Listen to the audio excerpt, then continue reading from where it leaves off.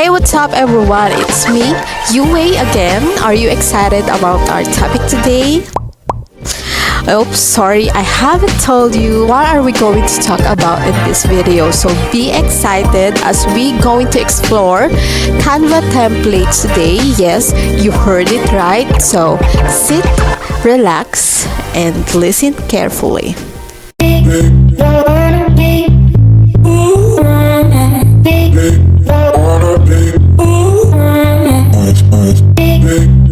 First is how to find Canva templates or the specific templates that you need for your project. Canva is a popular graphic design tool that offers a wide range of templates for various design projects. However, finding the right template can be a daunting task, especially for beginners. So if you are wondering how to find a specific template in Canva, you are not alone. Fortunately, there are several ways to search for templates in Canva.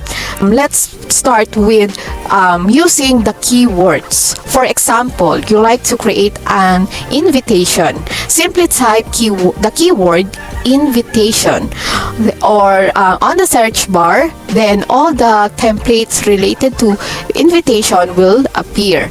Then next is filtering keywords. Kung gusto mo talaga ng mas specific pang templates, you can also use the filter on the search bar. After mo mag-type ng keywords na hinahanap mo, you can filter by type, by font, by color, at iba pa. No? Before I continue, if you like this video, please give me a thumbs up and subscribe to my channel. Suggestions and feedback are always welcome in the comment section below. In addition, with this option, pwede ka ring maghanap or mag-select ng templates sa Canva library.